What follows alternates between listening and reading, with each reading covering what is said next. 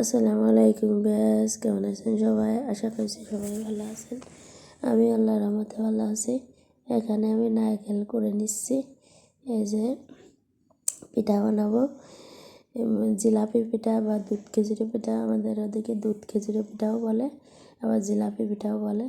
এখানে দুধ, এখানে 2 হাঁড়িতে দুধ, একটা দিয়ে আটা মারা হবে আর একটা দিয়ে ভিজানো হবে। এটা পুরো দুধের কাজ। এটা 3 লিটার 3 কেজি আর কি দুধ আছে এখানে। এই যে এখানে একটু তেজপাতা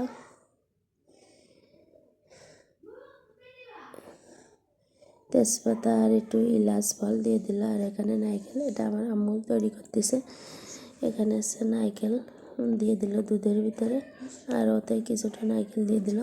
এখানে একটু বেশি দুধের ভিতরে লবণ দিয়ে আর নারকেল দিয়ে আটাটা মারতে হবে।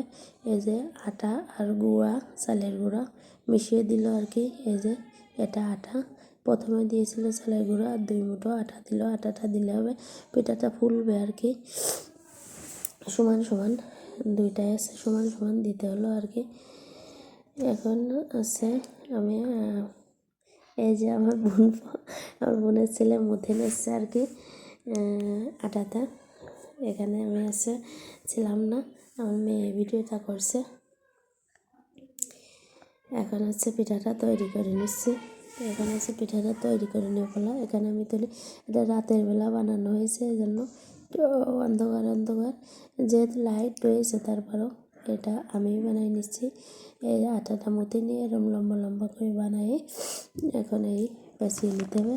আর এটা চিরনির ভিতর দিয়ে প্যাঁচ মারলে কিন্তু দুধ খেজুরি হয়ে যাবে। এটা দুধ খেজুরি যেভাবে বানাই চাপটা চাপটা করে বানালে হবে।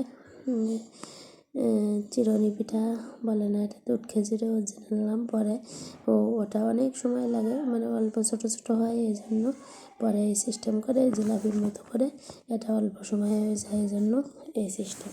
এখন এই যে ভেজে ভেজে তুলতে আসছে তেলের ভিতর দিয়ে, পরে দুধের ভিতরে ভিজে দেওয়া হবে। দুধের ভিতরে কিন্তু চিনিও দেওয়া হয়েছে, দিয়ে এই যে দেখে এখানে এই যে দুধের ভিতরে সব পিঠাগুলো তৈরি করার পরে সব পিঠাগুলো দিয়ে দেওয়া হলো। এটা খেতে অসম্ভব সুন্দর। সব পিঠার থেকে হয়তো আপনারা মজাই পাবেন। একবার হলে ট্রাই করে দেখতে পারেন।